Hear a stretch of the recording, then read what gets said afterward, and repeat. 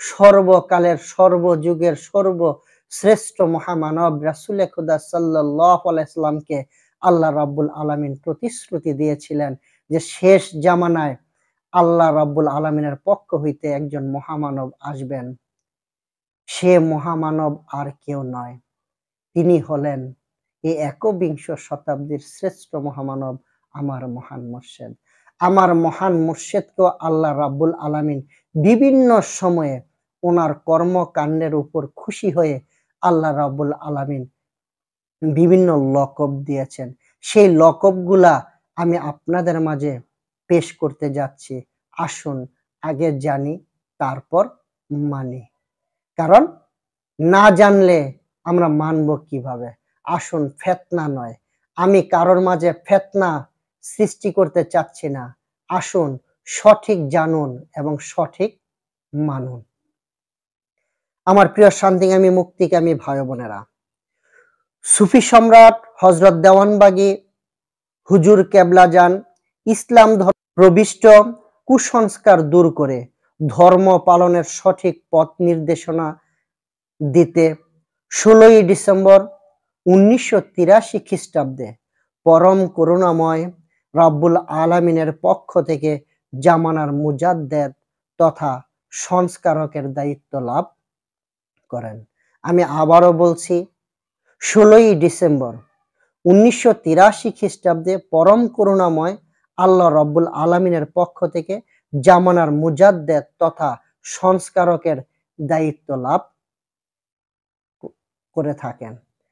আল্লাহ রাব্বুল আলামিন তার বন্ধুকে সংস্কারকের দায়িত্ব দেন। তাই তো তিনি অসংখ্য সংস্কার করেছেন। যেমন রাসূল সাল্লাল্লাহু আলাইহি ওয়াসাল্লাম গরীব ছিলেন না, তিনি দুজাহানের বাদশা ছিলেন। তিনি একুলেরও বাদশা, ওকুলেরও বাদশা। যেমন আল্লাহ কখনোই নিরাকার নন, আল্লাহ হলেন আকার। যেমন এদেশে শুক্রবার ছুটি ছিল না, এদেশে রবিবার ছিল ছুটি। আল্লাহর বন্ধুর ডাকে সরকারি ছুটি হয়েছে শুক্রবার।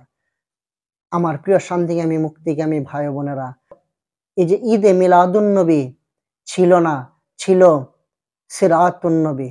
আল্লাহর বন্ধুর ডাকে কোরআন হাদিসের আলোকে উনি যখন জাতির কাছে তুলে ধরেছেন, তখন জাতি বুঝতে পেরেছেন এবং ইসলামী ফাউন্ডেশন সেটাকে ঈদে মিলাদুন নবীতে ঘোষণা দিয়েছেন। এটা আমার মহান মুর্শিদের সংস্কার। তাই তো তিনি সংস্কারক ছিলেন। এই সংস্কারকের দায়িত্ব আল্লাহ রাব্বুল আলামিন ওনাকে দিয়েছেন। আরো একটি লকব 10ই মুহররম 28 আগস্ট 1988 খ্রিস্টাব্দে তিনি যুগের ইমামের দায়িত্ব লাভ করেন। অর্থাৎ 10ই মুহররম 24 আগস্ট 1988 খ্রিস্টাব্দে তিনি যুগের ইমামের দায়িত্ব লাভ করেন। অর্থাৎ আল্লাহ রাব্বুল আলামিন ওনাকে জামানার মুজাদ্দেদ অর্থাৎ যুগের ইমাম, এই একবিংশ শতাব্দীর যুগের ইমাম হিসেবে আল্লাহ রাব্বুল আলামিন এই ঘোষণা দিয়ে থাকেন।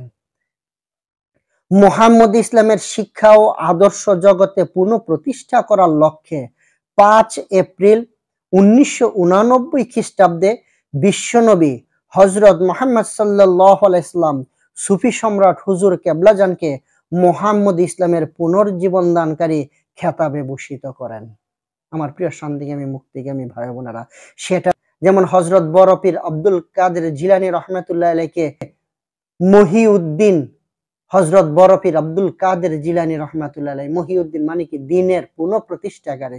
ঠিক তেমনি ভাবে আমার মহান মুর্শিদকেও দয়াল রাসূল সাল্লাল্লাহু আলাইহি ওয়াসাল্লাম ঠিক একই খেতাবে ভূষিত করেছেন।